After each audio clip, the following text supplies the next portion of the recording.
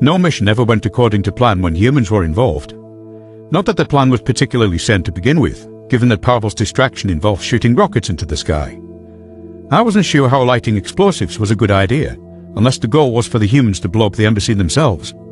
But Commander Rykov ordered his men to set up the launch, seemingly oblivious to how bizarre his brother's suggestion was. "How exactly is shooting bombs into the air going to help?" I asked, unable to contain my doubts any longer. The commander chuckled. Not bombs, fireworks. I gave him a blank stare, unable to understand what he found amusing. So these rockets have a name. I don't see how that detracts from my point. They're recreational explosives. Harmless, mostly. Recreational explosives, I echoed. What does that even mean? People shoot them off on holidays to celebrate. They're loud, explode in a bright flash of colour, but that's about it.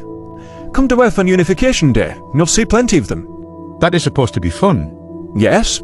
Our species clearly have very different ideas of fun. Well, fun or not, it should draw the terrorists out to investigate. I take it they'll be as confused as you are. A trail of orange embers arced through the night sky, resembling a cluster of shooting stars. A few cheers came from the Terran soldiers, most of whom were admiring the light show overhead. I winced at the volume of the burst. I wasn't fully convinced that the fire wasn't going to rain down on our position. The Zanik patrolmen seemed outright frightened, with many ducking for cover. Commander Rykov smirked, clearly trying not to laugh at a terrified Ambassador Kazil. Relax, it's perfectly safe. Kazil rubbed his beak nervously. Well, I'm happy you guys decided to join the bombing run, but I wish you had waited until we weren't out in the open.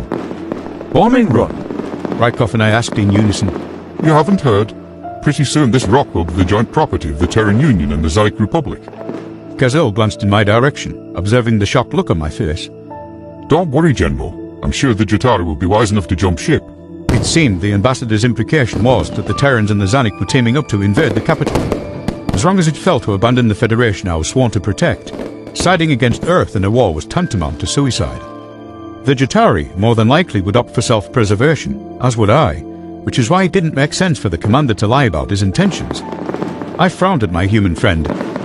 So, you're attacking the Federation? Your plan was to take over the capital all along? Absolutely not, the commander growled. There's zero chance Earth signed on to this. Not yet, but we expect the full support of the Terran Union. Who needs to listen to those weak-minded Federation fools any longer? Ambassador Kazil flinched as another firework detonated above, but did not falter. Their wealth, their power, it is ours to claim. Surely you see the wisdom. The human raised his rifle, eyes narrowing to slits. Wisdom? I only see greed. Whatever you're planning, call it off. The nearby Zanik soldiers pointed their weapons at the commander in response, and the Terran troops readied their guns as well.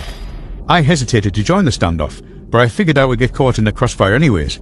Despite the fact that the humans were outnumbered 10 to 1, I aimed my rifle at Kazil. I hadn't liked him from the moment we met, and I wasn't going to miss the chance to take him out. It's too late. We've broadcast our demands to the Federation, and if we don't follow it through, it will bring shame to our people, the ambassador said.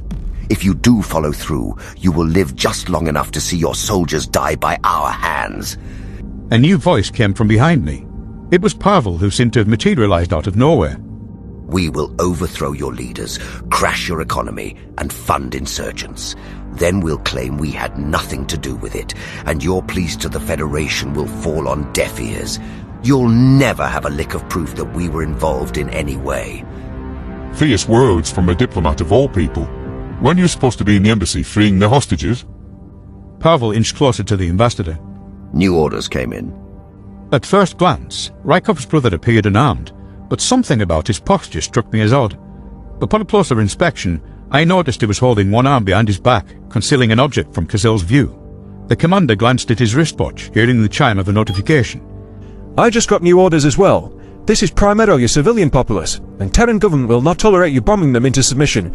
Either you stand down, or I am to take you in as a prisoner of war. We did this for you, for humanity. We were the first to stand at your side, and this is our reward?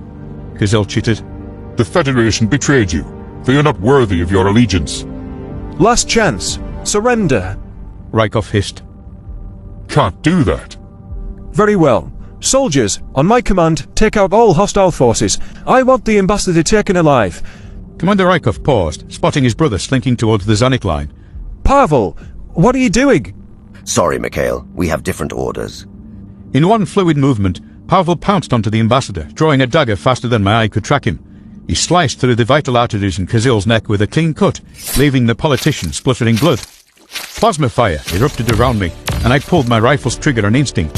I could hear the commander calling for air support, presumably from the flagship, and the Terran troops relaying orders. A human hand pulled me to the ground, and I gasped as a plasma beam whizzed right by where my head had been. I glanced back to see Mac, who was picking off Xanic soldiers with calm precision.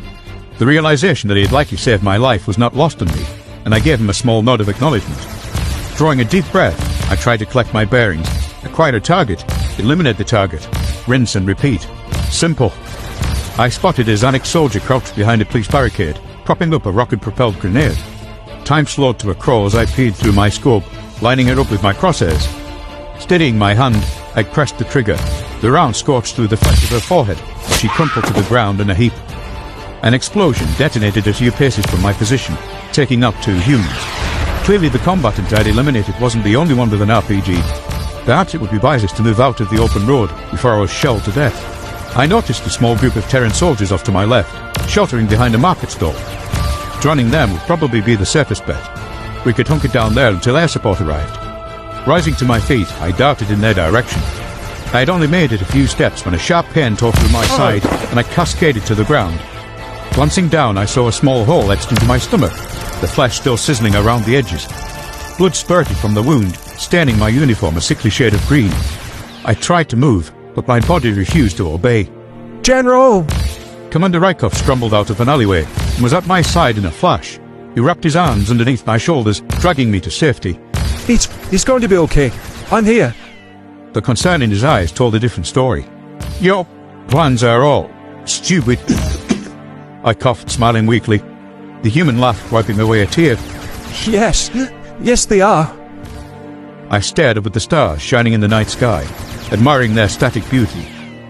The chaos of the battlefield was growing fainter, as though my ears no longer registered the sound. It was calm, quiet, still. Perhaps death was not the fiend I feared it to be.